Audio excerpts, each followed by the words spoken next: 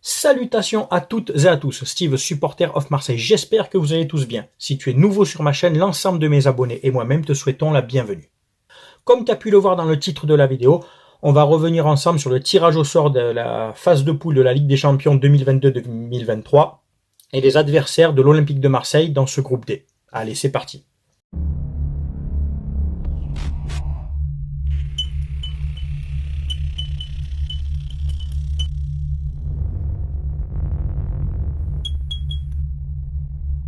Bon, comme toi, j'ai suivi ce tirage au sort. On a de la chance, on a pas mal de chances de réussite, on va dire. On a un tirage plutôt favorable dans le chapeau 1. On a hérité d'Eintracht Francfort, ce club allemand, qui est dans le chapeau 1 car ils ont gagné la dernière édition de l'Europa League.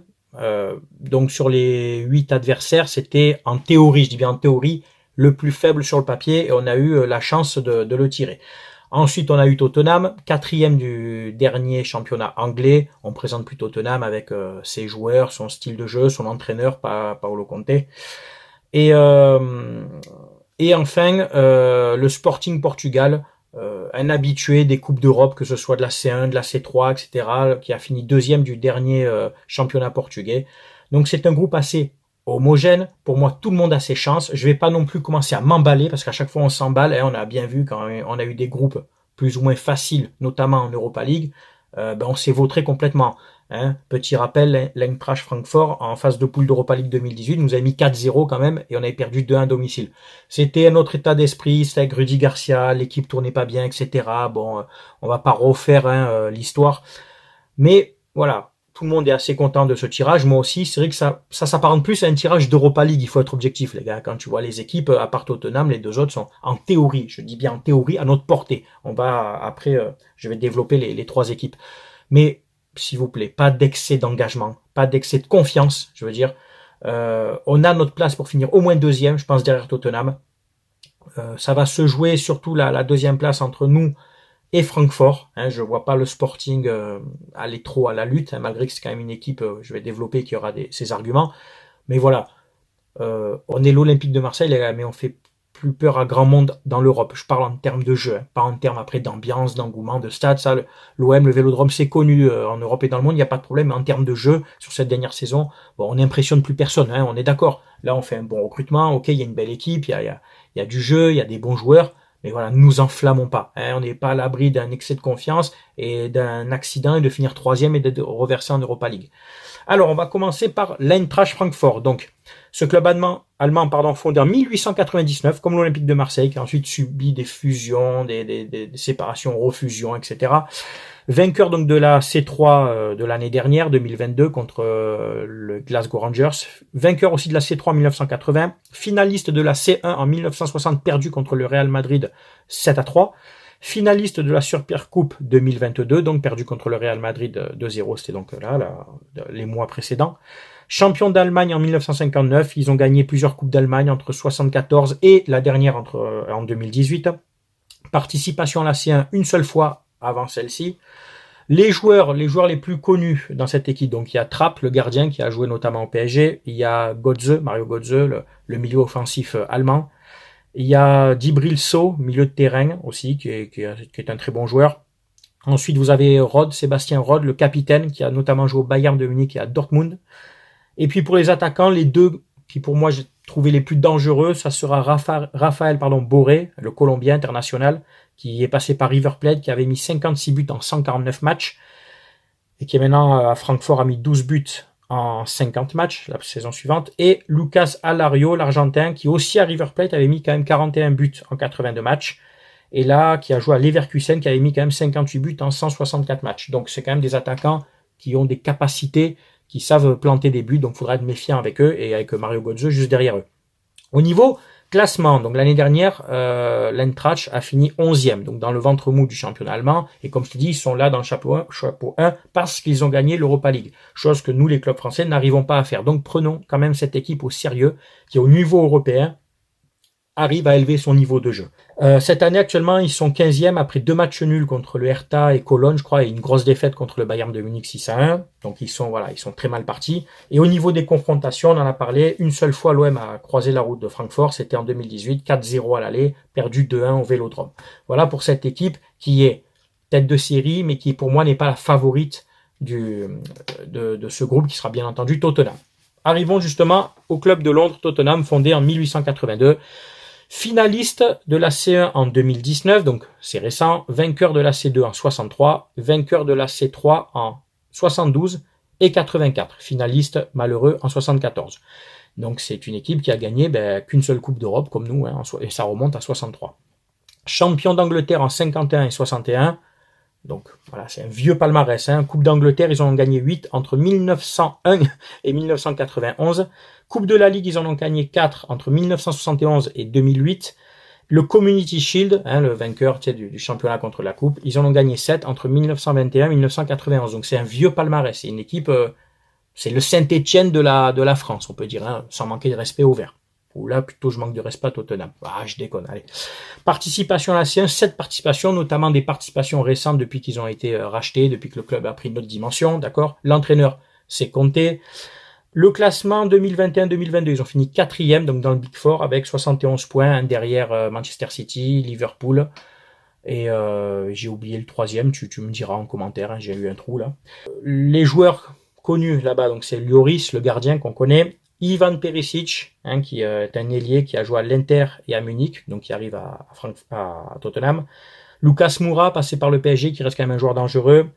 So Heung-min, donc le Coréen, qui a quand même mis 24 buts en 44 matchs, toutes compétitions confondues l'année dernière, donc méfiance à lui. Et Harry Kane, qu'on ne présente plus, 27 buts en 50 matchs, toutes compétitions confondues l'année dernière, avec Tottenham, et qui est déjà à 2-3 buts cette saison. Bon, c'est l'équipe de top niveau Ligue des Champions qui est dans notre groupe, avec un très bon entraîneur. Donc pour eux, contre eux, je me fais pas d'illusions. Si on peut déjà prendre un point chez nous contre eux, même si on perd là-bas, c'est pas contre la confrontation avec Tottenham qu'on ira lutter pour la deuxième place. Il faudra absolument taper Francfort chez nous, et pourquoi pas chez eux, ou aller tirer un nul à Francfort. Et donc, ensuite, j'en arrive au Sporting, où pour moi, je pense qu'il faudra gagner chez nous et chez eux. Donc, pour finir deuxième, je pense qu'un bon 10-11 points devrait suffire. Le Sporting Portugal, fondé en 1906, vainqueur de la C2 en 64, finaliste de la C3 en 2005, et vainqueur de l'Intertoto, de la version à l'époque de l'Intertoto en 68. Champion du Portugal à 19 reprises, le dernier en 2021. Et l'année dernière, donc saison 2021-2022, ils ont fini deuxième. Coupe du Portugal, ils en ont 17, le dernier en 2019. Coupe de la Ligue, ils en ont 4 entre 2018 et 2022. Donc ils ont gagné quasiment tout à part celle de 2020. Super Coupe du Portugal, ils en ont 9, la dernière en 2021. Donc l'année 2021, chez eux, c'était l'année phare. Championnat, Coupe du Portugal et la Super Coupe du Portugal. Donc ça reste quand même une équipe qui est respectée au Portugal, qui compte, qui fait partie des 3 gros avec le Benfica et le FC Porto. Et qui a l'habitude aussi des Coupes d'Europe. C'est 20 participations à la C1, bon, avec beaucoup de vieilles participations dans les années 50-60, mais quand même, donc c'est un club historique, c'est un club qui compte, qui est à notre portée au niveau sur les feuilles de match, bien entendu, mais qu'il faudra respecter. Ils ont l'habitude de jouer des matchs de haut niveau. On a joué qu'une seule fois contre eux, c'était un match amical en 2018, on avait fait 1 partout. Contre Tottenham, d'ailleurs, je sais pas précisé, on n'a jamais joué contre eux.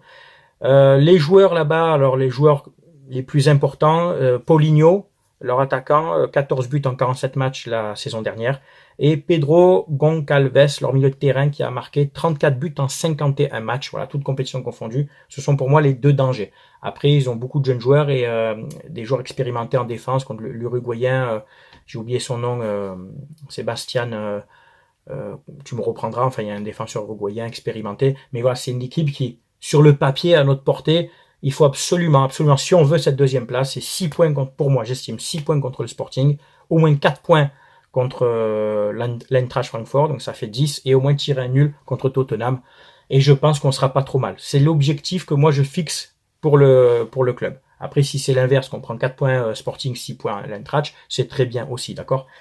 Mais voilà, ne nous emballons pas. Ne faisons pas à chaque fois cette erreur de dire c'est bon, on peut se qualifier, on peut finir deuxième. Comme je te dis, sur le papier, oui, mais on est l'Olympique de Marseille et on fait plus peur à grand monde en fait par rapport à nos dernières campagnes européennes, hein, par la dernière 2017-2018 on va en finale, mais depuis ça a été un fiasco des Europa League et des Ligues des Champions complètement ratés. Donc là on a un effectif assez étoffé quand même, on a du banc, on a des bons joueurs, bon Milik est parti, on a des attaquants, on a des joueurs techniques, on a du bon milieu de terrain, on a des internationaux, j'en parlais dans ma précédente vidéo. À prendre au sérieux, jouons sur nos qualités et je pense qu'on peut aller en huitième. Là, oui, je pense qu'on peut aller en huitième de finale. Tu m'aurais sorti un autre groupe avec deux gros, genre Tottenham et le Barça ou l'Inter, enfin, tu sais, des top équipes, quoi. Je t'aurais dit non, c'est mort, on finit troisième parce qu'on n'a pas le niveau et nos joueurs n'ont pas assez d'expérience. Mais là, voilà, surtout contre Francfort pour moi, le Sporting, où on se doit de gagner. Voilà, c'est mon avis, hein. J'espère que ça se fera et peut-être que malheureusement, à l'issue de cette phase de poule, je te dirais, putain, on a fini troisième, on n'a pas fait le job. Voilà. Donc, c'est aux joueurs et à l'entraîneur de prouver qu'ils ont leur place dans ce groupe, de finir deuxième. Et après, huitième de finale, on a le temps d'en reparler, selon qui on tire, etc. Après, tu sais, ça se joue sur 2 matchs, hein, tout est possible, après, comme on dit. Voilà. C'est tout pour cette rétrospective. Voilà, je t'ai fait un petit peu le bilan, le point de toutes ces équipes. Je l'avais mis entre parenthèses, pour le Sporting Portugal, rappelez-vous, ils ont eu quand même un soulier d'or, le fameux Jardel en 2002. Si tu es un ancien que tu as suivi l'OM, Jardel on attend toujours qu'il signe à l'OM d'ailleurs, hein, tu te rappelles de lui, voilà. Jardel, c'est ce grand attaquant brésilien, je crois, portugais ou brésilien, je crois, qui a été annoncé mais qui est jamais venu. Voilà, très très bon attaquant qui a été soulier d'or. Donc voilà, c'est à vous de commenter, de donner votre avis, si pour vous on a des chances de passer, si la présentation des équipes vous a plu, si vous avez des choses à rajouter, vous avez peut-être oublié certaines choses. Et puis tu le sais qu'avec moi on respecte toujours les avis de chacun. Voilà. Je vous remercie d'avoir regardé ma vidéo. C'était Steve, supporter of Marseille. Portez-vous bien, très bon week-end à tous. À très bientôt. Ciao ciao tout le monde.